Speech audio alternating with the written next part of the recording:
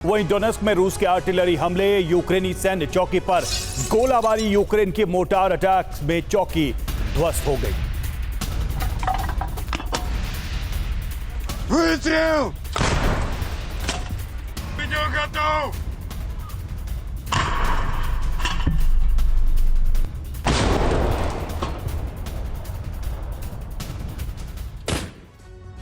और रूस को बैकफुट पर लाने के लिए यूक्रेन ने युद्ध नीति बदल डाली, जिसके बाद यूक्रेन ने काले सागर से लेकर अजोव सागर तक हमले किए और सेवास्तोपोल पोर्ट और नोवोरोसिस्क पोर्ट को दहला दिया। वहां खड़े युद्ध पोत को काफी नुकसान पहुंचा। अचानक हुए इस हमले से रूस थर्रा गया। अब क्रेमलिन ने बदले का प्लान तैयार किया है, जिसमें टारगेट पर ओडिशा है, क्योंकि ओडिशा इस वक्त सबसे बड़ा कमांड सेंटर है जहां से नेटो कमांडर युद्ध को ऑपरेट कर रहे हैं। ऐसे में क्रीमिया बचाने के लिए रूस को ओडिशा तबाह करना पड़ेगा।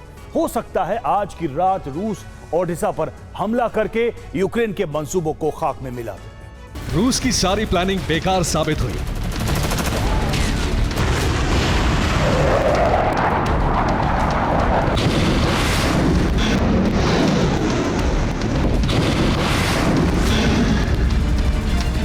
यूक्रेन ने इतने जबरदस्त हमले किए हैं कि सेवास्तोपोल से लेकर नोवोरोसिस्क तक दहल उठे।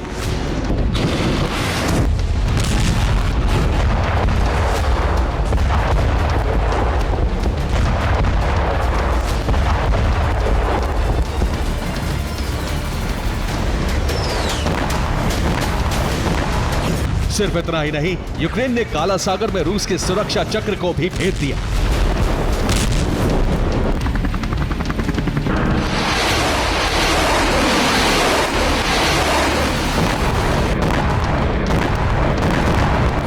इसके अलावा अजोव सागर तक पहली बार यूक्रेन के मिसाइल जा पहुंची।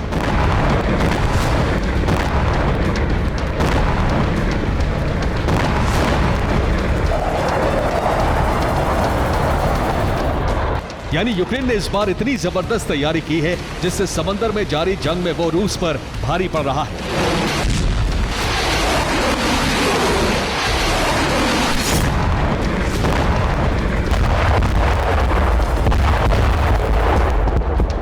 ये नोवोरोसिस्क पर हमले का वीडियो है, जिसमें नोवोरोसिस्क टाउन में पोर्ट के पास 1000 वर्ग किलोमीटर के इलाके में आग लग गई। कई फीट ऊंचा धुआं उठा, जिससे आसपास रहने वाले लोगों का दम घुटने लगा। रूस जमीन पर युद्ध में यूक्रेन पर हावी पड़ रहा है, लेकिन यूक्रेन ने समंदर में रूस के सुरक्षा चक्र को भेद कर जता दिया है कि वो आने वाले वक्त में कहीं ज्यादा बड़े हमले कर सकता है। यूक्रेन ने अचानक से अपनी युद्ध नीति बदली है। अब यूक्रेन का पूरा फोकस क्रीमिया पर है, इसलिए उसने ओडेसा पोर्ट पर ज्यादा हथियार डिप्लॉय कर दिए।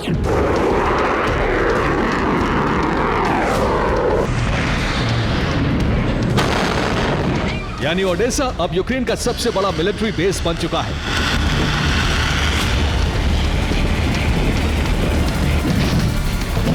यहां से यूक्रेन न सिर्फ ब्लैक सी बल्कि अजोव सागर तक पे हमले कर सकता है।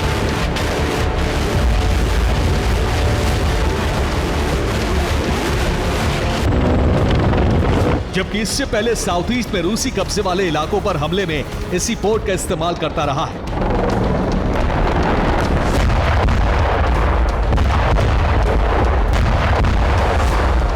अब यह भी समझना जरूरी है कि यूक्रेन ने अचानक से अपनी युद्ध नीति क्यों बदली।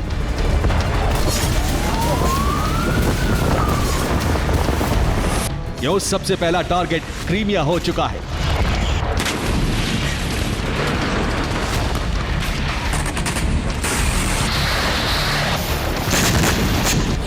पहली वजह है अमेरिका के हथियारों की खेप का पहुंचना।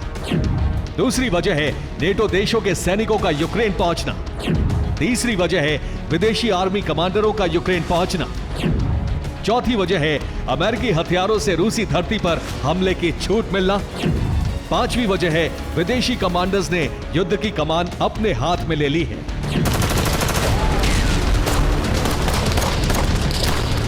एक तरीके से यूक्रेन की धरती से नेटो युद्ध लड़ रहा है। हालांकि अभी तक नेटो की तरफ से कोई बयान नहीं आया है, लेकिन रूस इस बात को मान चुका है कि यूक्रेन सिर्फ बोहरा है, असली युद्ध नेटो से शुरू हो चुका है। यूक्रेन में जब से नेटो देशों के हथियार पहुंचे हैं उसका हौसला बढ़ा है। यही वजह है कि उसने एक साथ 2 रूसी पोर्ट पर हमला कर दिया।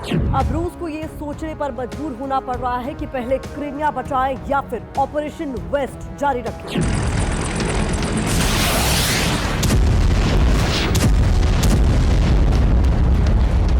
दरअसल रूस वेस्ट यूक्रेन की तरफ बढ़ रहा है, जहां कब्जा करके पोलैंड के अलावा बाल्टिक देशों पर भी हमला कर सकता है।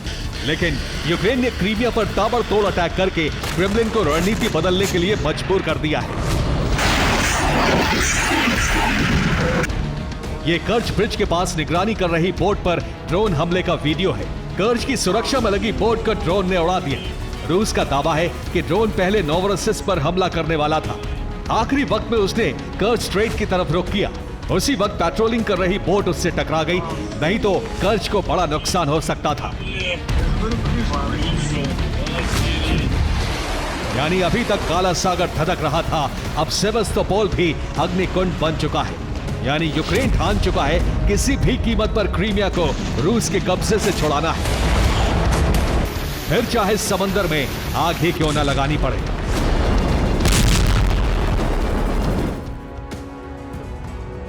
और रूस को दहलाने के लिए यूक्रेन ने कई हमले किए। अटैक का दायरा काले सागर से अजोव सागर तक था। ओडिशा पोर्ट से ATACMS सिस्टम से लगातार मिसाइलें दागी गई। हमले में सेवास्तोपोल पर खड़े युद्धपोत धधक उठे। ओडिशा से सेवास्तोपोल की दूरी 300 किलोमीटर है। सेवास्तोपोल के अलावा नोवरोसिस्क पोर्ट पर भी हमला किया गया। वहां खड़े छोटे जहाजों को बड़ा नुकसान पहुंचा है।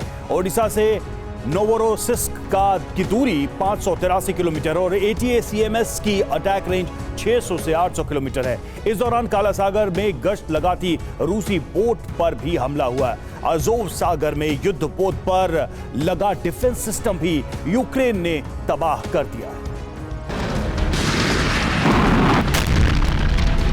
यूक्रेन के हमले से 2 समंदर दहल रहे हैं, काला सागर और अजोव सागर।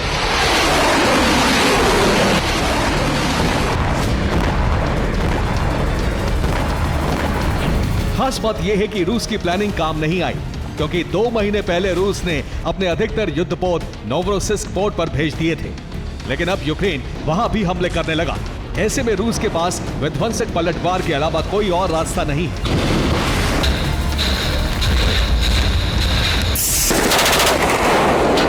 इसीलिए रूस ने ईस्टर्न यूक्रेन में वाइल्ड विजिल मिशन का दायरा बढ़ा दिया है, जिसमें MiG-29 अब ओडेसा तक हमला करेंगे।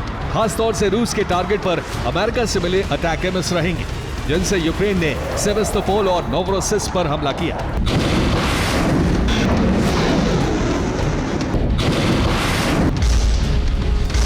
इस हमले में रोपचा क्लास शिप तबाह हो गया, ऐसा यूक्रेन रक्षा मंत्रालय ने दावा किया है। इसके अलावा रूस ने एंगल्स और ओलेनिया एयरबेस पर Tu-95 बॉम्बर लगा दिए हैं, जो किसी भी वक्त यूक्रेन पर हमले के लिए तैयार हैं। साथ ही रूस ने काला सागर और अजोव सी में युद्धपोत उतार दिए हैं और एक न्यूक्लियर सबमरीन की भी तैनाती कर दी है।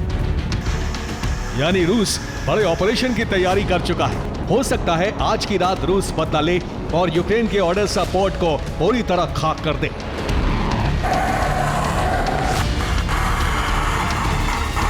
क्योंकि ओडेसा इस वक्त विदेशी कमांडर्स का ऑपरेशन सेंटर बना हुआ है।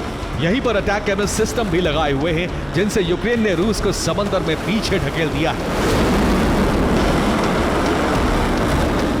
ब्यूरो रिपोर्ट, TV9 भारत वर्ष।